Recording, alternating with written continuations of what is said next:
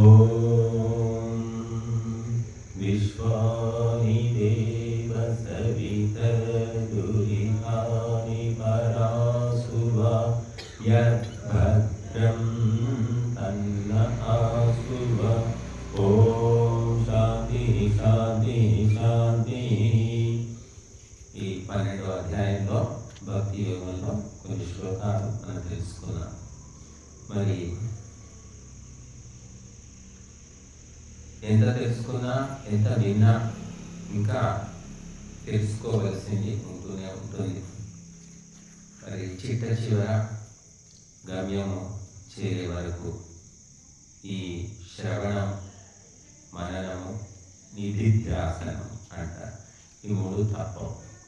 కాబట్టి ఇక్కడ మనకు 9వ శ్లోకంలో అభ్యాస యోగేన తతో మామిచ్ఛాతుం ధనంజయ. అభ్యాస యోగము అని చెప్తున్నారు. అభ్యాసం అంటే ప్రాక్టీస్, నిరంతరము కొనసాగిస్తూ చేస్తూ ఉండడం. ధార్మిక కర్మలు, దైవిక కర్మలు ఇవన్నీ ఎప్పుడో చేశాం, అయిపోయింది, మొన్న బాగా చేశాం కదా, ఈరోజు ఎందుకు అని వదిలిపెట్టేవి కాదు. నిరంతరము కొనసాగిస్తూ చేస్తూనే ఉండాలి. ప్రాక్టీస్ మేక్స్ మ్యాన్ పర్ఫెక్ట్ అంటారు. అలా చేస్తూ చేస్తూ క్రమంగా సిద్ధిని పొందుతాడు, నైపుణ్యాన్ని పొందుతాడు, స్థిరత్వాన్ని పొందుతాడు. కనుక మనం ఎప్పుడో మొన్న తిన్నాం, ఈరోజు తినొద్దు అనుకోవట్లేదు కదా. మొన్న తిన్నాం కాబట్టి ఈరోజు ఇంకా ఎక్కువ తిందాం, ఇంకేమైనా కొత్తగా చేసుకుందాం అనుకుంటున్నాం. ఇది శరీరానికి సంబంధించిన విషయం. అలాగా మనసుకు సంబంధించి కూడా ఈ ధార్మికమైనటువంటి అభ్యాసం నిరంతరము చేయాలి. ఇందులో మయ్యేవ మన ఆదర్శ, నాయందే మనస్సును నిలుపు అని చెప్తున్నారు. మై బుద్ధిని నివేశయ, నాయందు బుద్ధిని ప్రవేశింపజేయి, నివసిష్యసి మయ్యేవ. ఆ తర్వాత ఏమిటి అంటే నాలోనే నువ్వు నివసిస్తావు. అత ఊర్ధ్వం న సంశయ, ఇందులో సందేహం ఏమీ లేదు అని శ్లోకం చెప్తుంది. కాబట్టి భగవంతుని మీద మనసు నిలపాలి అంటే నీవు ధర్మ కార్యాలు చేయాల్సిందే. నిత్య నైమిత్తిక కామ్య కర్మలు అని చెప్పారు. నిత్య కర్మలు 0 అయిపోయాయి. నిత్య కర్మలు ఎవరూ చేయట్లేదు. ఒకప్పుడు ఏదో వాళ్ళు నమ్ముకున్నది, అది పొద్దులేసి పటాలు మొక్కి స్నానం చేసుకొని ఏదో మడిగట్ట కట్టుకొని దీపం వెలిగించుకొని దండం పెట్టుకొని ఏదో ఇట్లా చేసుకునేవాళ్ళు. ఇప్పుడు అటువంటి కార్యక్రమాలు కూడా ఎవరు కనిపించట్లేదు. చాలా చివరికి ఎంతకు వచ్చిందంటే శుక్రవారం, శనివారం ఏదో ఇంట్లో దీపం పెట్టుకుంటారు కొన్ని కుటుంబాలు మాత్రం. ఇంకా కొంతైతే అది కూడా లేదు. ఇంకా ఎప్పుడో వాళ్ళు తోచినప్పుడు గుడికి వెళ్తారు, దర్శనం చేసుకుంటారు, దండం పెట్టుకుంటారు, వస్తారు. అలాగా జరిగిపోతుంది. కాబట్టి నిత్య కర్మలు తప్పకుండా చేసుకోవాలి. ఎవరైతే అభ్యాస యోగం చేయాలి అనుకుంటారు, లేదు మాకు టైం ఉండదు, మాకు కుదరదు, మాకు వీలు కాదు అనుకునే వాళ్ళు ఇంకేమైనా చేసుకుంటారు. వాళ్ళ విషయం మనకు అవసరం లేదు. కాకపోతే నిరంతరము ధర్మ మార్గంలో నడవాలి, ఇంకా ఉన్నతిని సాధించాలి అనుకుంటే మాత్రం అభ్యాస యోగం అనేది చేయాలి. భగవంతునికి ఇష్టమైన కార్యాలు చేయాలి. అందుకోసమే ఆ కార్యాలు చేసినప్పుడు మనకు ఏమైనా సంకట పరిస్థితులు ఎదురైనా, మానవమానాలు ఎదురైనా సరే, సుఖ దుఃఖాలు ఎదురైనా సరే మనకు సంబంధం లేదు. అది భగవంతుడు చెప్పాడు కాబట్టి పాటిస్తున్నాము. పాటించినప్పుడు వచ్చే కష్టాలకు మనము బాధ్యులం కాదు, భగవంతుడే బాధ్యుడు. కాబట్టి యజమాని ఇప్పుడు చూడండి, మనం మిలిటరీలో చూస్తాం, మిలిటరీలో కమాండర్ చెప్తాడు షూట్ అంటే వాడు షూట్ చేయాలి, వద్దంటే ఆగిపోవాలి. వాడి ఇష్టాలతో సంబంధం లేదు. అక్కడ నువ్వు పో అంటే డ్యూటీ ఎక్కడేస్తే అక్కడికి వెళ్ళిపోవాలి. వాళ్ళు పారామిలిటరీ ఉంటారు, అంటే సెంట్రల్ ఫోర్సెస్. వాళ్ళు నేను తమిళనాడు వెళ్ళను, కాశ్మీర్ వెళ్ళను, రాజస్థాన్ వెళ్ళను అంటే కుదరదు. జాబ్లో చేసేటప్పుడే నువ్వు అయిపోయినావు, బాండ్ అయిపోయావు. డోర్ మూసుకొని ఎక్కడ అపాయింట్మెంట్ ఇస్తే అక్కడికి పోవాల్సిందే. కుటుంబాన్ని వదిలిపెట్టి అన్ని వదులుకొని పోవాలి, చావమంటే చావాలి. ఇది సైన్యం యొక్క కర్తవ్యం. ఇది కూడా అంతే. ఇది కూడా మన భగవంతుడిని మన నాయకుడిగా, మన సేనాధిపతిగా, మన యజమానిగా నువ్వు నమ్ముతున్నావా? భగవంతుడు శాసించింది అనుసరిస్తే మంచి జరుగుతుందని నువ్వు మనసారా నమ్ముతున్నావా, నాటకం ఆడుతున్నావా? తీర్చుకో ఫస్ట్. కాబట్టి ఎప్పుడైతే నువ్వు నిజంగా నమ్ముతావో అప్పుడు వచ్చేటటువంటి సంకటాలు, వికట పరిస్థితులను నువ్వు లెక్క చేయవు. ఇవన్నీ భగవంతుడు చెప్పాడు, మనం చేస్తున్నాం. ఈ వచ్చినటువంటి విపత్కర పరిస్థితులకు కారణం భగవంతుడే, చక్కదిద్దాల్సింది భగవంతుడిగే. ఈ మంచి చెడులన్నీ ఎవరికి చెందుతాయంటే భగవంతుడికే చెందుతాయి, మనకు చెందవు. అందుకే మనకు అనేక చోట్ల చెప్తున్నారు, ఇవన్నీ నాకు సమర్పణ చేసే, నువ్వు నాకు సమర్పణం అయిపోయి ఇవన్నీ కూడా పట్టించుకొని మనస్థితిని పెంచుకో అంటున్నాడు. అందుకే సమః శత్రౌ చ మిత్రే చ తథా మానవమానయో శీతోష్ణ సుఖ దుఃఖేషు సమః సంగ వివర్జితః. బట్ శత్రుమిత్రుల్లో సమానత్వము, మానవమానవుల్లో సమానత్వము, శీతోష్ణ సుఖ దుఃఖాలు అన్నీ ద్వంద్వాలు అంటారు. ద్వంద్వాల్లో సమానంగా ఉండాలి. సమ సంగ వివర్జిత, అటాచ్మెంట్ అనేది పెట్టుకోకూడదు. అందరితో ఉండు, అందరితో తిరుగు, అన్నీ చేయి, కానీ దేని యొక్క ప్రభావానికి లోను కాకు, దేనికి ఎక్కువగా అడిక్ట్ కా, అలవాటు పడకు. సంసారం చేయి, భార్యను చేసుకో, పిల్లల్ని కను, పెంచు, అన్నీ చేయి, కానీ అంటనట్టే ఉండు, అంటించుకున్నట్టు ఉండకు. కర్తవ్య బుద్ధితోటి చేయి. అది వదిలిపెట్టేసి మోహ బుద్ధితోటి చేసావంటే ఇక నువ్వు బయట పడలేవు, అందులోనే నలిగిపోవాల్సి వస్తుంది. ఆ కర్తవ్య బుద్ధి ఎప్పుడు వస్తుంది అంటే ఆత్మస్పృహ వచ్చినప్పుడు వస్తుంది. ఆత్మస్పృహ లేని వ్యక్తి అందులోనే పడి నలిగిపోతూ ఉంటాడు, మోహ మాయ లోపల. అందుకే యోన హృష్యతి నద్వేష్టి నశోచతి నకాంక్షతి అంటున్నాడు. ఎవరైతే సంతోషించడు, ద్వేషించడు, ఏడవడు, అలాగే కోరుకోడు, శుభాశుభ పరిత్యాగి, శుభము అశుభము వీటిని లెక్క పెట్టకుండా ధర్మ కార్యాలు, దైవ కార్యాలు చేసుకుంటూ పోవడం. భక్తిమాన్ యస్స మే ప్రియ, అటువంటి భక్తుడు నాకు ప్రియుడు, ఇష్టం అని చెప్తున్నారు ఇక్కడ. కనుక ఈ ఏడుగోడు మొహాలు పెట్టుకొని మానవులను వాడు తిట్టాడు, నన్ను వాడు ఇలా చూశాడు, నన్ను వాడు అన్నాడు, ఏవేవో చెప్పుకొని బాధపడి మనసంతా చెడగొట్టుకునే వాళ్ళు ఎవరికి ఇష్టం? ఎవరు ఇష్టపడతారు? వాళ్ళు మనుషులే ఇష్టపడాలి, భగవంతుడు ఎందుకు ఇష్టపడతాడు? కాబట్టి ఇవన్నీ మనసులోంచి తీసేయి. నువ్వు ధార్మికుడివి కావాలంటే ఇవన్నీ తప్పవు. ధార్మికుడు కావద్దు, ఏదో పూజ చేసుకోమంటే చేసుకుంటాం, ఏదో కాసేపు ధ్యానం చేసుకుంటాం, కానీ ధార్మికులుగా ఉండడం అంటే మా వల్ల కాదు అనుకునే వాడి కోసం చెప్పట్లేదు. ఇదంతా కూడా తమ జీవితాలను అంకితం చేసుకొని సనాతనుడిగా, ధార్మికుడిగా, దైవభక్తుడిగా ఉండాలి అనుకుంటే ఇవన్నీ ఉంటాయి. కాబట్టి ఇవన్నీ కూడా, అందుకే ఇది భక్తి యోగం, భక్తుల కోసం చెప్పినటువంటిది. మామూలు కామన్ మ్యాన్ ఇవన్నీ కూడా పాటించలేడు. కానీ అభ్యాస యోగేన క్రమక్రమంగా మెల్లిమెల్లిగా అనుసరిస్తూ పాటిస్తూ మార్పు అనేది వస్తుంది. 1వ తరగతిలో చేరిన వ్యక్తి 10వ తరగతిలో మార్పు వస్తుంది. అతని బుద్ధిలో, నడవడిలో మార్పు వస్తుంది. మార్పు ఎలా వచ్చిందంటే క్రమక్రమంగా చదువుతూ పోతున్నాడు, స్కూల్కు సెలవు పెట్టకుండా చదువుతున్నాడు, కాబట్టి మార్పు వచ్చింది. నిరంతరము సత్సంగము, ధ్యానము, ధర్మ కార్యక్రమాలు, సేవా కార్యక్రమాలు ఇవన్నీ చేసుకుంటూ పోతూ ఉంటే క్రమంగా మార్పు వస్తుంది. మనం ఏదో ఎప్పుడో ఏకాదశికి, అమావాస్యకు ఏదో చేసుకొని దాంతో మన జీవితం మారిపోవాలి, మేము ఏదో పుణ్యక్షేత్రాన్ని మేము తిరుపతి వెళ్ళామండి, ప్రతి సంవత్సరం తిరుపతి పోతామండి, ప్రతి సంవత్సరం అయ్యప్ప దీక్ష తీసుకుంటానండి, నాకు అన్ని కష్టాలు వస్తున్నాయి, బాధలు వస్తున్నాయి అంటే బాధలు కష్టాలు ఎవరికి రావట్లేదు? అందరికీ వచ్చాయి. దేవుడిగా పూజించే రాముడి జీవితమే నిదర్శనం, శ్రీకృష్ణుడి జీవితమే తక్కువ ఉందా? వాళ్ళు పడే కష్టాలు మనం వెంటనంతా కూడా లేవు. మనకు అసలు ఆలోచిస్తే వాళ్ళు ఎన్ని కష్టాలు పడ్డారు. అసలు శ్రీకృష్ణుడికి అయితే తల్లిదండ్రులే లేదు, ఎక్కడో తీసుకెళ్ళి అది రేపల్లిలో వదిలిపెట్టాడు, మరి పెంపుడు తల్లి దగ్గర తిరిగాడు. ఆ కంసుడు, మేనమామ ఎంతోమంది గుండాలను, రౌడీలను, రాక్షసులు అంటున్నాం మన సంస్కృతంలో, పంపించాడు చంపడానికి. మరి ఎప్పుడు పోరాటము, ఘర్షణ నిరంతరం శ్రీకృష్ణుని జీవితంలో. వాళ్ళు మహాపురుషులండి, వాళ్ళు మహాపురుషులండి, వాళ్ళకి సాధ్యమవుతుందండి, నాకు కాదండి అంటే వాళ్ళకి వచ్చిన కష్టాలు అయితే నీకు రాలేదు కదా. వాళ్ళకి వచ్చిన కష్టాలు రాలేదు కాబట్టి నీకు వచ్చి నీ స్థాయికి తగ్గట్టు చిన్నపాటి కష్టాలు ఉన్నాయి. అవి వాడిని భూతరణంలో చూసి భయపడుకుంటూ, తలుచుకుంటూ, ఇంకా మనసులో అది ఎంచుకొని ఉన్న కష్టం తక్కువే. కానీ ఆలోచించి దాన్ని కోతిపుండు బ్రహ్మరాక్షసులాగా తీసుకొని ఇక ప్రపంచంలో ఎవరికీ లేవు ఇటువంటి కష్టాలని చాలామంది నిరంతరం నలిగిపోతూ ఉంటారు. కాబట్టి ప్రపంచం చూస్తే, ఇతరుల జీవితాలను చూస్తే, ఇతర కుటుంబాలను చూస్తే మనకున్న కష్టాలు చాలా ఎక్కువ. ఎవరు కూడా ఆలోచించారు. మనకంటే పై స్థాయి వాళ్ళని పోల్చుకుని కుమిలిపోతుంటారు. మనకంటే కింది స్థాయి వాళ్ళు ఉంటారు.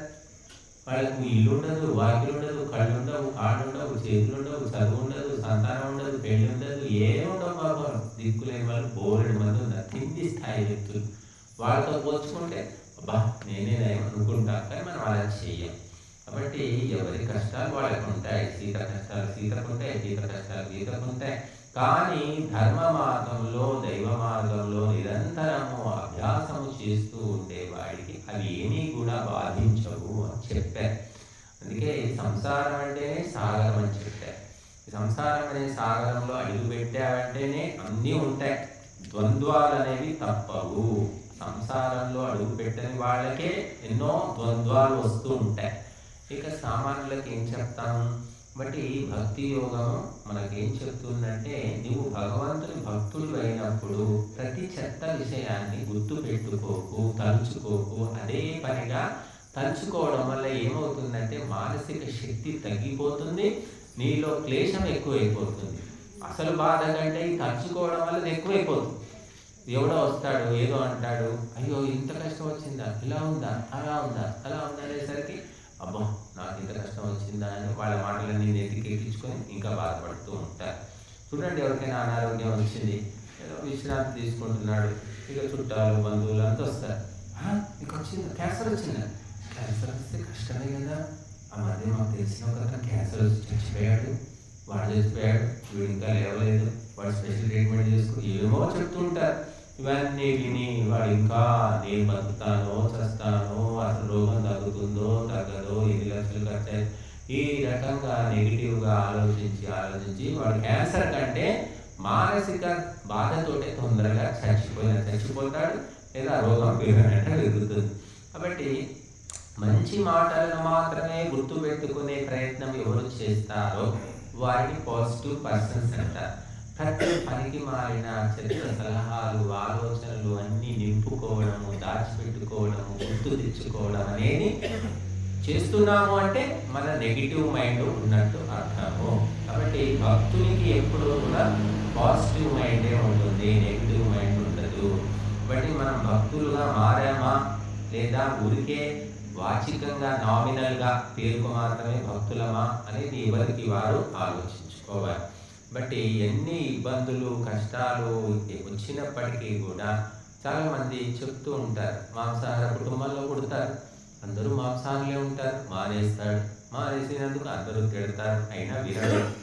ఆ మాంసాహారం మానేసుకుని శాకాహారం తింటూ ఉంటాడు. అనుకోకుండా పెద్ద జబ్బు వచ్చేసింది ఆ అమ్మాయి జబ్బు వచ్చేస్తే అందరూ నువ్వు మాంసాహారం తినడం మానేసావు ఆయన, అందుకే ఈ క్యాన్సర్ ఏదో అల్సర్ ఇవన్నీ వచ్చాయి, తినరా బాబు. డాక్టర్ కూడా చెప్పాడు కదా, మనం తీసుకెళ్తే ఏమన్నాడు డాక్టర్, మాంసం తినమన్నాడా లేదా, తిను అంటారు.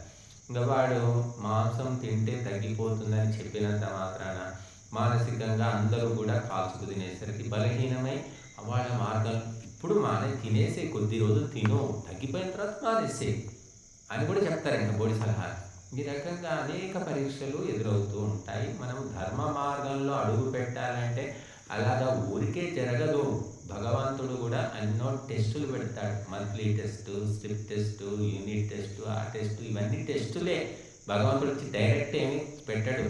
మనుషుల రూపంలో అనేకులు వచ్చి మనల్ని పరీక్షిస్తూ ఉంటారు.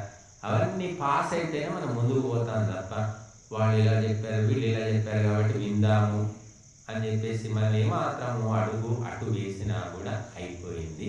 కాబట్టి ప్రాణము పోయే పరిస్థితి వచ్చినప్పటికీ కూడా ఇది ధర్మము అని తెలిసిన తర్వాత ధర్మాన్ని వదిలిపెట్టాడు, వాడు బుద్ధిమంతుడు అని తెలుసుకోవాలి. కాబట్టి ఈ బంధువులు, మిత్రులు, పరిచితులు వాళ్ళంతా కూడా ఊరికి బ్రెయిన్ వాష్ చేస్తూ ఉంటారు వాడు. ఎందుకంటే వాళ్ళకి ఏం తెలియదు, శాస్త్రం చదివిన వాళ్ళు కాదు, సాధన చేసేవారు కాదు. వాళ్ళు ఏంటంటే మన చుట్టూ ఉంటారు. మనం ఆ ఇంట్లో పుట్టినందుకు, సంబంధం ఉన్నందుకు వాళ్ళు చెప్తూ ఉంటారు. మనం చెప్పని వద్దనకూడదు, చెప్పని విని వదిలేసేయాలి.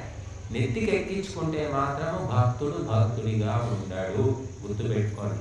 బట్ ఎవరు బంధుమిత్రులు చెప్పినా వినండి. నువ్వు చెప్పొద్దు, నాకు తెలుసు, నువ్వు చెప్పడానికి కూడా అనద్దు, చెప్పుకొని కానీ మనం మాత్రం స్వీకరించుకుంటే వినట్టు ఉండాలి. ఎందుకంటే ఇక్కడ నిర్వైర సర్వభూతేషు అని చెప్తుంది.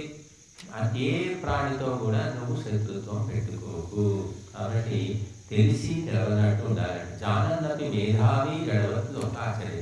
అన్నీ తెలిసినా కూడా విద్వాంసుడు కూడా ఎలా ఉండాలంటే పిచ్చోడిలాగా ఉండాలంట. నాకేం తెలుసండి, ఏమో ఏదో కొంత తెలుసుకున్నాం మేము, మాకేం పెద్దగా తెలియదు అని ఒక బుద్ధిహీనుడిలాగా ఉండాలట. అంతే తప్ప నాకంత తెలుసు అని అహంకారంతో ఉండకూడదని చెప్తున్నారు. కాబట్టి మనము ఇక్కడ ఈ భక్తి యోగంలో చాలా విషయాలు ఉన్నాయి. మనుషులు ఈ పనికిమాలిన విషయాలు పట్టించుకొని స్ట్రెస్, స్ట్రెయిన్, యాంగ్జైటీ, ప్రెషర్ ఇవన్నీ ఇంగ్లీష్లో ఉండేవి. అది తెలుగులో కూడా వాటి శబ్దాలు ఉన్నాయి, కానీ ఈ శబ్దాలు బాగా ప్రచారం అయిపోయాయి. ఇవన్నీ పెంచుకొని ఎక్కడికి పోతున్నారంటే హాస్పిటల్లో చేరుతున్నారు. అన్ని రోగాలకు మూలం ఒకటే గుర్తుపెట్టుకోండి, మనస్సు అని చెప్తారు. ప్రజ్ఞాపరాధో ఈ మూలం సర్వభిషజా అని ఆయుర్వేద సూత్రం. అంటే ఏమిటంటే అన్ని రోగాలకు మూలం ఏమిటి అంటే మానసిక దోషాలు అన్నారు. నీ ఆలోచన విధానంలో దోషం కావచ్చు, నువ్వు ఏది మెమరీ పవర్, ఏది గుర్తుపెట్టుకోవాలో అది గుర్తుపెట్టుకోకుండా అనవసరమైన గుర్తుపెట్టుకోవడం వల్ల కావచ్చు, అలాగే పనికి మాలిన వ్యక్తుల సంసర్గం వల్ల కావచ్చు, నీ బుద్ధి అనేది భ్రష్టమైపోయి ఆ బుద్ధిహీనత వల్లనే అనేక రోగాలు వస్తాయి. ఇంకా థింకింగ్ మెథడ్, ఆలోచన విధానం ఎలా ఉండాలంటే పాజిటివ్గా ఉండాలి, ఎప్పుడు నెగిటివ్గా ఆలోచించదు. అందుకే వేదంలో ఒక చోట చెప్తారు, ఆరో భద్రాహ క్రతోయంతు విశ్వత. ఈ ప్రపంచం నలువైపుల నుండి మంచి ఆలోచనలు మాకు రావాలి అని ఉంటారు. కనుక ఈ ఆలోచన విధానం సరిగా లేక ఏమవుతుందంటే అది క్రమక్రమంగా అనేక రోగాలుగా మారుతుంది. ఎవరికి ఆలోచన విధానము, సంస్కారము అన్నీ సరిగ్గా ఉంటాయో వాళ్ళకి ఏమవుతుంది అంటే ఏమైనా జబ్బులు వచ్చినప్పటికీ కూడా తగ్గిపోతాయి. ఇంకా వాళ్ళు ఎక్కువ కాలం ఉండవు. కాబట్టి చెత్త ఆలోచనలు నింపుకోకూడదు. మనము గృహంలో పెంపకం వల్ల కావచ్చు, దుస్సంస్కారాల వల్ల కావచ్చు, కొన్ని ఆలోచనలు మన ఆలోచన ధోరణి సరిగ్గా ఉంటుందన్నమాట. బట్ అది తెలుసుకొని ఆ ఆలోచన ధోరణిని దిద్దుకోవాలి తప్ప మనము ఈ హార్ట్ ప్రాబ్లం అంటున్నారు, డయాబెటీస్ అంటున్నారు, బీపీ అంటున్నారు, స్పాండిలైటిస్ అంటున్నారు, థైరాయిడ్, ఇవన్నీ ఎక్కడ నుంచి వస్తున్నాయి? ఇంతకుముందు లేవే మరి మన తాతల తండ్రులకి యోగాలు ఒకటి కూడా లేవు కదా. మనకెందుకు వచ్చాయంటే ఆహార దోషం ఒకటి, సంస్కార దోషం ఒకటి, సంకల్ప దోషం ఒకటి, ఇవన్నీ ఒకటని కాదు, అనేక కారణాలు. అందులో ఒకటి ఏమిటి అంటే మానసికంగా దృఢంగా లేకపోవడము.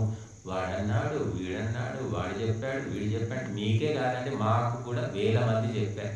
అవన్నీ నెత్తికి ఎక్కించుకుంటే ఇక్కడ కూర్చునే వాళ్ళం కాదు, ఇక్కడ చెప్పేవాళ్ళం కూడా కాదు. బట్ చెప్తూనే ఉంటారు. వాడు పని చేతగాని వాడు పనిముట్లు వంక పెడతాడంట. అలాగా వాళ్ళు ఏమీ సాధించరు, వాళ్ళ జీవితంలో ఏమీ ఉండదు. కాబట్టి మిగిలిన వాళ్ళని కూడా అలాగే చేస్తూ ఉంటారు. కనుక మన జీవితంలో మనం ఒక లక్ష్యాన్ని పెట్టుకొని ఆ లక్ష్యానికి అనుగుణంగా నడుచుకోవాలి. అంతే తప్ప పుల్లయ్య, మల్లయ్య, సుబ్బమ్మ, సీతమ్మ వీళ్ళు చెప్పిన మాటలు కాదండి. ఎవరు చెప్తే వినాలి, ఎవరు చెప్తే గుర్తుపెట్టుకోవాలి, ఎవరు చెప్తే ఆలోచించాలంటే విద్వాంసులు, పండితులు, సజ్జనులు, శ్రేయోభిలాషులు, ఇలాంటి వాళ్ళు ఏదైనా చెబితే అప్పుడు గుర్తుపెట్టుకోండి, దాని గురించి ఆలోచించండి. కానీ ఏ పైసాకు పనికిరాని వ్యక్తులు ఏదో ఒక కామెంట్ చేశారని చాలామంది గుర్తుపెట్టుకుంటారు. అదే వాళ్ళ యొక్క బుద్ధి దోషము అని చెప్పవచ్చు. కాబట్టి మనము భగవంతుని కార్యక్రమాల్లో నువ్వు పాల్గొంటున్నావు అంటే నీలో పాజిటివ్నెస్ రావాలి. సానుకూల చింతన అంటారు. ఆ సానుకూల చింతన వస్తే సమస్య అనేది లేనేలేదు. అంటే భక్తుడు ఎప్పుడూ కూడా సంతోషంగా ఉంటాడు. మన అంతకుముందు చెప్పుకున్నాను, సంతుష్ట సృతం యోగి, ఎప్పుడు నవ్వుకుంటూ ఆనందంగా ఉంటాడు. సంతోషమే సగం బలం అన్నారు. మరి ఏడుగొట్టు మొహం పెట్టుకుంటే ఏమవుతుందంటే ఏడుపే మిగులుతుంది. కాబట్టి ఇవన్నీ మనకు జీవితంలో ఆచరించవలసినవి. భక్తుడైనా భక్తుడు కాకపోయినా సరే మనం ఈ చెప్పినటువంటి ఉపదేశాలను అనుసరిస్తే జీవితం ఎంతో ఆనందదాయకంగా ఆహ్లాదంగా ఉంటుంది. యస్మాన్నో ద్విజతే లోకో లోకాన్నో ద్విజతే జయః హర్షామర్ష భయోద్వేగైః ముక్తో యస్య మే ప్రియః అంటున్నాడు. భగవంతునికి ఎవరిష్టము అంటే ఎవరిని చూసి లోకము ఉద్వేగము పొందదో, భయము పొందదో, కంపము పొందదో, లోకాన్ని చూసి ఎవడు భయపడడో, పట్టించుకోడు. అలాగే హర్షామర్ష భయోద్వేగై, సంతోషము, రాగము, భయము ఇటువంటి ఉద్వేగాల నుంచి విముక్తుడైన వ్యక్తి నాకు అత్యంత ప్రియుడన్నారు. తెలుగులో ఉద్వేగాలు అంటున్నాము, ఇంగ్లీష్లో ఎమోషన్స్ అంటారు. ఎమోషన్స్ ఉంటాయి, కోపం, తాపం, ప్రేమ, స్నేహం, సంతోషం, రకరకాల ఎమోషన్స్. ఈ ఎమోషన్స్ అనేవి లేకుండా నిశ్చలమైన బుద్ధితోటి ఎవరు ఉంటారో వాడికి భగవంతుడు దొరుకుతాడు, భగవంతుడికి అతడు ప్రియుడు అని చెప్తున్నారు. నిశ్చల బుద్ధి ఎక్కడ ఉంది? ప్రతి ఒక్క సంఘటనకు, ప్రతి ఒక్క వ్యక్తికి, ప్రతి ఒక్క మాటకు కూడా నువ్వు రెస్పాన్స్ ఇస్తున్నావు, నువ్వు ఫీల్ అవుతున్నావు, గుర్తుపెట్టుకుంటున్నావు. పనికొచ్చేది ఏమిటి? మనం ఫోన్లో ఏం చేస్తున్నాం? ఫోన్ ఎక్కువ నిండిపోతే అది ఫోన్ వర్క్ చేయదు. ఏం చేస్తాం? డిలీట్ చేస్తాం. డిలీట్. అక్కడ మెసేజ్ డిలీట్ చేయాలి, వీడియో డిలీట్ చేయాలి, ఎన్నో డిలీట్ చేసుకుంటే కానీ ఆ ఫోన్ సరిగ్గా పనిచేయదు. మన మెదడు కూడా సరిగ్గా పనిచేయాలంటే చెత్తంతా వదిలించుకోవాలి. కానీ దాన్ని డిలీట్ ఎక్కడ చేస్తున్నాం? నింపుకుంటూ పోతున్నాం. ఆ నింపుకునేది ఫోన్ ఏమైనా పాజిటివ్ ఉన్నాడు, అంత నెగిటివే, పనికి మాలిందే. మాకు కూడా ఎంతోమంది ఇప్పటికి కూడా మా బుర్ర తినేవాళ్ళు ఉన్నారు, ఏవో బోడి సలహాలు ఇచ్చేవాళ్ళు మాకు కూడా ఉన్నారు. నేను వింటాను అంతే, నెత్తికి ఎక్కించుకొని వదిలేస్తాను అంతే. నాకు తెలుసు నువ్వేం చెప్పకని కూడా నేను చెప్పుకొని ఏమన్నా చెప్తాను. మనకేం పోయేది? మనం ఎన్ని నెత్తికి ఎక్కించుకుంటే కదా. అట్లా ఎంతోమంది గంటలు కూర్చొని సోది చెప్తూ ఉంటారు, ఎన్నో చెప్తుంటారు. నేను ఏది కూడా గుర్తుపెట్టుకోను. అందులో పాయింట్స్ ఏమైనా ఉంటే అవి గుర్తుపెట్టుకొని వాళ్ళకి సలహా ఇస్తాను. చెప్పిందల్లా గుర్తుపెట్టుకుంటే మెదడు పగిలిపోతుంది అంతే. కాబట్టి మనము కంట్రోల్ అనేది ఉండాలి. మనకు ఒక నియమము, ఒక పద్ధతి, ఒక ఆలోచన ఉండాలి. ఏది పడితే అది మనం స్వీకరిస్తే ఎలాగా? అంటే నీ మైండ్కు ఆర్డర్ ఇవ్వు, నీ మనస్సును శాసించు. ఇది నేను గుర్తుపెట్టుకుంటాను, ఇది గుర్తుపెట్టుకోను, ఇది అవసరము, ఇది అవసరం లేదని ఎప్పుడైతే మనం ఒకసారి డిసైడ్ అవుతామో అప్పుడు మనకు అవసరమైనవి గుర్తుంటాయి, అవసరం లేనివి గుర్తుండవు. కొంతమందికి ఏమిటి? సినిమాలు గుర్తుంటాయి, డైలాగులు గుర్తుంటాయి, పాటలు గుర్తుంటాయి. మనకెందుకు గుర్తుండవు? వాడికి అది ఇష్టం కాబట్టి అన్ని గుర్తుంటున్నాయి. నీకు ఇష్టం లేదు కాబట్టి గుర్తు లేదు. నువ్వు ఏది ఇష్టపడుతున్నావు అంటే నీకు ఏది గుర్తుపెట్టుకుంటున్నావు అవే ఇష్టపడుతున్నావు. నువ్వు చెత్త విషయాలన్నీ గుర్తుపెట్టుకున్నావంటే నువ్వు చెత్తను ఇష్టపడుతున్నట్టు లెక్క. గురువులు ఉపదేశాలు చెప్తున్నారు గంటల తరబడి, శ్లోకాలు, మంత్రాలు, పద్యాలు ఏమైనా గుర్తుంటున్నాయా ఎవరికైనా? ఎవరికి గుర్తుండవు. ఎందుకుంటుందంటే మోపలంతా కూడా చెత్త నిండిపోయింది కదా. మరి చెత్త నిండినప్పుడు ఈ మంచి ఎక్కడికి పోతుంది? ఆ చెత్త తీసేస్తే ఈ మంచి నిండుతుంది. కాబట్టి చిన్నప్పటి నుంచి కూడా ఒక వివేచనతోటి మనకి ఏది అవసరమో ఏది అవసరం లేదనేది మనం వివేచనతో వ్యవహరిస్తే అవసరమైనదే గుర్తుంటుంది, అవసరమైన వాళ్ళతోటే మనకు సంబంధం ఉంటుంది, లేకపోతే లేదు. జల్లడ పట్టేసి మనము పొట్టును వేరు చేసి పిండిని వేరు చేసినట్టుగా మనం ఆలోచనలు జల్లడ పట్టుకోవాలి, మనుషులను జల్లడ పట్టుకోవాలి. అన్నీ గమనించుకొని ఎవరితో ఎక్కువ సంబంధం ఉంచుకోవాలి, ఎవరితో ఉంచుకోకూడదు, ఎవరితో ఎక్కువ మాట్లాడాలి, ఎవరితో మాట్లాడకూడదు. అంటే మన మనుషుల మధ్య ఉన్నాం, సమాజంలో ఉన్నాం కాబట్టి ఎవరి మనసును నొప్పించకుండా ఎక్కడ జ్ఞానం ఉందో, ఎక్కడ ధర్మం ఉందో అక్కడ ఎక్కువ మనం సమయాన్ని, శక్తిని కేటాయించుకోవాలి. లేకపోతే మాత్రం బుద్ధిహీనులం అయిపోతాం మనం. కనుక ఇక్కడ హర్షావర్ష భయోద్వేగ ఎమోషన్స్ అనేవి ఉండకూడదు. ఎమోషన్ అంటే ఉద్రేకం అంటారు, ఉద్వేగం అంటారు.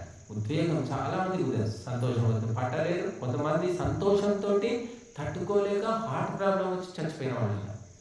లాటరీలో ₹1,00,00,000 వచ్చాయి, వాడు చచ్చిపోతాడు. ఇంకేదో వచ్చింది అంటే చచ్చిపోతాడు. అలాంటి అంటే తట్టుకోలేదు మన గుండె, సంతోషాన్ని కూడా తట్టుకోలేదు. కొంతమంది కష్టం వచ్చింది, నష్టం వచ్చేసింది, ₹1,00,00,000 వ్యాపారంలో నష్టం వచ్చింది, గొడవ తగలబడిపోయిందని వాడు హార్ట్ అటాక్ చచ్చిపోతాడు. నష్టం వచ్చినా తట్టుకోలేవు, సుఖం వచ్చినా తట్టుకోలేవు, తిట్టినా తట్టుకోలేవు, మెచ్చుకుంటే కూడా తట్టుకోలేవు. ఏమిటి నీ బతుకు? విదేశాలు అంతా అంతే. చూడండి, విదేశాలు స్పోర్ట్స్ వాళ్ళు ఆడుతూ ఉంటారు. గెలిచారంటే ఇంకా వాడు ఏడుస్తుంటాడు, ఒక్కొక్కరు తట్టుకోలేవు. సుఖ దుఃఖే సమీకృత్వా లాభాలాభం జయాజయ. అన్నింటిలో సమబుద్ధిని కలిగి ఉండు. మనం పాత పాటలు పాడేవాళ్ళు ఉంటారు, గాయకులు పాత వాళ్ళు ఉన్నారు. ఇప్పుడు వాళ్ళకి 80-90 ఏళ్ళు వచ్చాయి. వాళ్ళు పాడుతుంటే చూడండి, వాళ్ళు పాడేటప్పుడు ఎక్కడ కాళ్ళు చేతులు కదలవు, ఏ రకంగా ఉన్న బొమ్మలా ఉంటే పాటలు పాడుతుంటారు. పి. సుశీల, జానకి వీళ్ళు ఎవరైనా చూడండి. అదే ఇప్పుడు కొత్తగా పాటలు పాడేవాళ్ళు చూడండి, ఇట్లా చేతులు ఆడించడము, ఊగడము, అది ఏమి డ్యాన్సులు చేయడము, ఏవో గాయకులే చేస్తున్నారు. ఇప్పుడు వాళ్ళు ఏమి చేయట్లేదు, ఎందుకంటే అప్పుడు ఆ సంస్కారం వాళ్ళకి వచ్చింది. ఇప్పుడు వాళ్ళకి సంస్కారం పోయింది కాబట్టి సంగీతము పాడేవాళ్ళు పాడితే డ్యాన్స్ చేసే వాళ్ళకంటే పాడేవాళ్ళు ఎక్కువ డ్యాన్స్ చేస్తూ ఉంటారు. అంతా కూడా సంస్కారం. కాబట్టి మన మనస్సును ఏం జరుగుతుందనేది నువ్వు తెలుసుకునే ప్రయత్నం చెయ్యి. ధ్యానం అంటే ఏమిటి? నువ్వు కూర్చుంటా ఒంటరిగా కూర్చుని నువ్వేదో ధ్యానం చేస్తున్నావు. అప్పుడు ఎటువంటి ఆలోచనలు వస్తున్నాయి, ఎందుకు వస్తున్నాయి? అకారణంగా వస్తున్నాయి. దాని వెనుక కారణం ఉందా? ఈ ఆలోచనలు నిన్నొచ్చాయి, మొన్నొచ్చాయి, ఎప్పటికీ ఇటువంటి ఆలోచనలు ఎందుకు వస్తున్నాయి అంటే దానికి కారణం ఉందా? నువ్వు ఇంతకుముందు అటువంటి పనులు చేసావా? అటువంటి వ్యక్తులతో సంబంధం ఉందా అని ఆలోచించుకోవాలి. ఎందుకు వస్తాయి ఆలోచనలు అంటే కారణం అనేది ఉంటుంది. ఆ కారణాన్ని నివారిస్తే ఆలోచనలు పోతాయి, మనసు శుద్ధమైపోతుంది. కాబట్టి మనం ఆలోచించుకొని మనస్సును పరిష్కరించుకోవాలి, బాగు చేసుకోవాలి. పండుగ వచ్చిందంటే ఏం చేస్తారు? అందరూ కూడా ఇల్లు శుభ్రం చేసుకోవడం, బూజులు దులుపుకోవడం, పాత సామాన్లు ఉంటే అన్ని తీసి పారేయడం, ఇవన్నీ చేస్తారు కదా ఇల్లు శుభ్రం. మరి నీ మనస్సును నువ్వు శుభ్రం చేసుకుంటున్నావా? నీ మనసులో ఏం జరుగుతుంది? ఎందుకు ఇంత బలహీనంగా అయిపోయావు? ఎందుకు ఇలా అయిపోతుంది జీవితం? ఎవరు చేస్తున్నారు? నీకు నువ్వే చేసుకుంటున్నావు, ఎవరు చేయరండి. అందరూ అంటారు, సలహాలు ఇస్తారు, చెప్తారు, కానీ నువ్వు స్వీకరిస్తున్నావు. అక్కడ పొరపాటు జరుగుతుంది. నువ్వు స్వీకరించకు, విని వదిలేసే, లేదా వింటే అది గుర్తుంటే నా జీవితం మారిపోతుంది. కాబట్టి గుర్తుంచుకోకూడదంటే వినకు వదిలేసే. విని కూడా వదిలేయగలిగే శక్తి పెంచుకుంటే విన్నా పర్వాలేదు. వింటే ప్రభావితం అవుతాం అనుకుంటే వినొద్దు, అటువంటి చోటికి పోవద్దు, అటువంటి వ్యక్తులతో సాంగత్యం పెట్టుకోకూడదు. కాబట్టి అందుకే నువ్వు ఏదో లోకాన్ని ఉద్ధరిస్తాను, సమాజాన్ని ఉద్ధరిస్తాను, ఇంకేదో చేస్తానని చాలా మంది అనుకుంటూ ఉంటారు. కానీ మొట్టమొదటి తనను తాను ఉద్ధరించుకోవాలి. నువ్వు 100 మందికి పాఠం చెప్పాలంటే నువ్వు మొట్టమొదటి బిఎడ్ ట్రైనింగ్ తీసుకో, టీచర్ ట్రైనింగ్ నువ్వు తీసుకో ఫస్ట్. అప్పుడు నువ్వు 100 మందికి చెప్తావు. నీకే ట్రైనింగ్ లేదు, నువ్వేం చెప్తావు? కాబట్టి మొట్టమొదటి మనల్ని మనం చక్కదిద్దుకోవాలి, తర్వాత ఇతరులకు మనం చెప్పాలి. మన పొట్ట నిండిన తర్వాత ఇతరులకు. కాబట్టి మరి పరోపకారం చేయడం మంచిదే, కానీ దానికి యోగ్యత పెంచుకోవాలి. మనం పెంచుకున్నప్పుడు మనకు అనేక రకాలైన సంకటాలు దూరం అవుతాయి. కాబట్టి భక్తుడు అనే వ్యక్తి చాలా క్రమశిక్షణగా, చాలా వ్యక్తిత్వంతో, చాలా బుద్ధిమంతుడిగా, ఏకాగ్రతతో ఉండాలి. ఉంటేనే అతడు భక్తుడు. అతని వల్ల భగవంతునికి కూడా పేరు వస్తుంది. అలా కాకుండా ఏదో నామం పెట్టుకున్నాం, ఏదో భజన చేస్తాం, నలుగురితో పాటు నారాయణ, 10గురితో పాటు గోవింద అంటే అంతే ఉంటుంది. గుంపులో గోవింద, గొర్రెలో మంద. కాబట్టి నీ వ్యక్తిత్వాన్ని బట్టి నువ్వెంత భగవంతుని విశ్వసిస్తున్నావు అనేది గుర్తిస్తారు. కాబట్టి మామూలుగా మనం చూస్తున్నాం, సామాన్య భక్తులు కనిపిస్తారు మనకు రకరకాలుగా. ఏదో గోవింద గోవింద, శ్రీరామ శ్రీరామ అంటారు, బొట్లు పెట్టుకుంటారు, అది చేస్తుంటారు. వాళ్ళకి ఏమి పరిచయం అనేది ఉండదు. కాబట్టి అలా కాకుండా ఒక ప్రత్యేకమైన, నిజమైన, అసలైన భక్తుడిగా మారాలంటే విశేషమైనటువంటి కృషి చేయాలి, చింతన చేయాలి, ధార్మికమైన కార్యక్రమాల్లో పాల్గొనాలి. మనల్ని మనం చక్కదిద్దుకోవాలి. మన ఫోకస్ అంతా కూడా మన మీదనే ఉండాలి, ఎవరి మీద అవసరం లేదు మనకు. కాబట్టి గీతాసారమైన, వేదాంత సారమైన ఒకటే. నిన్ను నువ్వు ఉద్ధరించుకునే ప్రయత్నం నువ్వు ఎంత చేస్తావో ఆ ప్రభావం ఇతరుల మీద పడుతుంది. దీపం తనకు తాను వెలిగినప్పుడు అన్ని వస్తువులను చూపిస్తుంది, గదిని మొత్తం చూపిస్తుంది. దీపం వెలగలేదు, లేదా వెలిగిన దీపం మినుకుమంటుంటే ఆ గుడ్డి చీకట్లో ఏం కనబడుతుంది? కాబట్టి నువ్వు దీపాన్ని సరిగా వెలిగించుకో. ఆ ప్రయత్నంలో ఉన్నా చాలు, నీ వల్ల అనేకులు ప్రభావితులైపోతారు. కాబట్టి మనము ప్రపంచాన్ని ఉద్ధరించడం కంటే ఆత్మోద్ధరణ చాలా గొప్పదని చెప్పారు. ఇంతకు మించి సాటి వచ్చేది ఏదీ లేదని చెప్పారు. కాబట్టి ఆత్మోద్ధరణ కోసం అందరూ కూడా ప్రయత్నం చేయాలి. ఆత్మోద్ధరణ అంటే ఏమిటి అంటే అహింస, సత్యము, అస్థేయము, బ్రహ్మచర్యం, అపరిగ్రహం, శౌచం, సంతోషం, తపస్సు, స్వాధ్యాయం, ఈశ్వర విధానం, ఇవన్నీ చెప్పారు. ఇవన్నీ ఎంతవరకు పాటిస్తున్నాము? ధర్మ గ్రంథాలను ఎంతవరకు మనం నేర్చుకున్నాము? సాధికారికంగా, ప్రామాణికంగా నీకు వస్తుందా? ఇప్పుడు భగవద్గీత చదువుతున్నారు, ఇక్కడ కొంతమంది చక్కగా చదువుతున్నారు. ఇంకా చక్కగా అంటే నాకు దూరం నుంచి బాగా అనిపిస్తుంది, బాగా చదువుతున్నట్టు అనిపిస్తుంది. దగ్గరికి వచ్చి చదివినప్పుడు అందులో మహాప్రాణాలు, అల్ప ప్రాణాలు ఇవన్నీ కూడా సరిగ్గా ఉన్నాయా లేవా అనేవి ఎప్పుడైతే మనం చక్కదిద్దుకుంటామో అప్పుడు ప్రామాణికమైన పఠనం అవుతుంది. అందులో కొన్ని లోటుపాట్లు ఉండొచ్చు, అంతా లోటుపాట్లు అయితే ఉండవు, పూర్తిగా తప్పులు ఉండవు, అక్కడక్కడ ఉంటాయి ఒత్తులు, దీర్ఘాలు. అవి మనం ఒకసారి చక్కదిద్దుకొని చక్కగా ప్రామాణికంగా నేర్చుకుంటే అప్పుడు వచ్చే ఆత్మవిశ్వాసం అనేది వేరుంటుంది. ఏదో పాడుతూ చదువుతున్నాం, గొంతు బాగుంది, మన గొంతు బాగుంది, దేవుడు ఇచ్చిన గొంతు కాబట్టి కొంతమంది ఎలా చదివినా సరే బాగా అనిపిస్తూ ఉంటుంది. కాబట్టి తప్పులు లేకుండా ఏ పనైనా సరే, ఏ కార్యమైనా మనం చేయగలిగితే అదే పర్ఫెక్షను. అది కొద్దిగానైనా పర్వాలేదు. నీకు ఉప్మా చేయడం వస్తుంది, టమాటా కూడా చేయడం వస్తుంది, ఆ రెండు ఎటువంటి లోటు లేకుండా రుచికరంగా నువ్వు చేయడం నేర్చుకుంటే ఆ రెండింటితోటి కూడా బతకొచ్చు. కాబట్టి ఎక్కువ 10 రకాల వంటలు, 20 రకాల వంటలు నేర్చుకున్నావు, రుచి ఉండదు, పచ్చి ఉండదు, ఏం స్టాండర్డ్ ఉండవు, ఏం లాభం. కాబట్టి నువ్వు నేర్చుకున్న కొద్దిదైనా సరే ఇతరులు మెచ్చేటట్లు ఉండాలి తప్ప వంక పెట్టేటట్టు ఉండకూడదు. అందుకే నేను చెప్తూ ఉంటాను, యజ్ఞము మనం చేస్తున్నాం, రోజు అవే మంత్రాలు, అవే క్రియలు, మార్పు ఏమీ లేదు. ఎంతమంది గ్రహిస్తున్నారు, గ్రహించాలనుకుంటున్నారు అంటే అది వాళ్ళ శ్రద్ధను బట్టి ఉంటుంది. నాకు ఎవరో కూర్చోబెట్టి ఇలా యజ్ఞం చేయాలి, ఇలా నీళ్లు పోయాలి అని చెప్పలేదు. గోపదేవ శాస్త్రి గారు 4 రోజులు క్యాంపు పెట్టారు. క్యాంపు లోపల ఆయన ఎప్పుడు దార్శనిక విషయాలు చెప్పేది, ఆయన ఎక్కువ దాని మీద ఇంట్రెస్ట్. అంటే ఉపనిషత్తులు, దర్శనాలు ఇంతే తప్ప యజ్ఞం మామూలుగా ఇలాగ చేస్తూ ఉండేవాళ్ళు తప్ప నీళ్ళు ఇటు పోస్తే ఈ అర్థం, అటు పోస్తే ఆ అర్థము, ఆకులు ఇస్తే ఈ అర్థం అని ఏ అర్థాలు ఏం చెప్పలేదు. కానీ దాని పట్ల శ్రద్ధ ఉండడం వల్ల పుస్తకాలు చదివి గ్రంథాల్లో ఏం రాశారో తెలుసుకోవడం, ఇతర పండితులు చెప్పింది గ్రహించుకోవడం, ఈ విధంగా స్వయంగా మన కృషిని బట్టి ఉంటుంది. కొంతవరకే గురువులు మార్గదర్శనం చేస్తారు. మనం ఏం కావాలనుకుంటున్నాం, జీవితంలో ఏం సాధించాలనుకుంటున్నావు? డబ్బులే కావాలా, ధర్మమే కావాలా, ఆరోగ్యమే కావాలా, కీర్తి ప్రతిష్టలు కావాలా? ఏది ప్రధానము నీకు అది ఆలోచించుకోవడం. తర్వాత సెకండరీ, ప్రైమరీ, సెకండరీ, ప్రధానము, అప్రధానం. కొంతమంది ఆరోగ్యం ఉంటే చాలు, ఏమున్నా లేకపోయినా ఆరోగ్యానికి ప్రాధాన్యం ఇచ్చి పొద్దున్నేస్తే యోగా అంటారు, రన్నింగ్ అంటారు, యోగాసనాలు అంటారు, ఏమేమో చేస్తుంటారు ఇంకా వాళ్ళు. కొంతమంది ఏమిటి విద్యకు ప్రాధాన్యము, చదువు చదువు చదువు. కొందరు ఆధ్యాత్మికతకే ప్రాధాన్యం, కొందరు డబ్బే ముఖ్యం అనుకుంటారు. డబ్బే ముఖ్యం అనుకున్నవాడు డబ్బు గురించే కృషి చేస్తూ ఉంటాడు, ఎప్పుడో ఒకసారి ఆధ్యాత్మిక అలా పాల్గొంటారు, వెళ్ళిపోతారు. నీ జీవితంలో నువ్వు ఏది ముఖ్యం అనుకుంటున్నావు అనేది ప్రతి ఒక్కరు కూడా స్పష్టంగా ఆలోచించుకోవాలి. సరే, దేవుని దగ్గర మాకు డబ్బు ఉందండి, డబ్బు అవసరం లేదు, మాకు కొంచెం ఆధ్యాత్మిక విషయాలు నేర్చుకుంటాం అంటే మంచిదే. కాబట్టి ప్రతి ఒక్కరు కూడా స్పష్టత అనేది లేకపోతే 40 ఏళ్ళు వచ్చినా, 50 ఏళ్ళు వచ్చినా జీవితం గడిచిపోతూనే ఉంటుంది.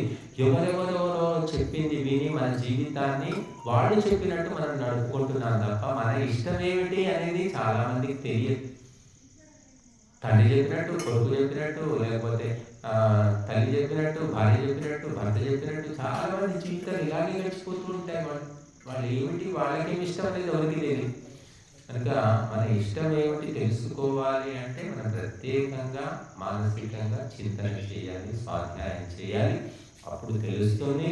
ప్రతి ఆత్మ కూడా ఏం కోరుకుంటుందంటే శాంతిని కోరుకుంటుంది, సుఖాన్ని కోరుకుంటుంది.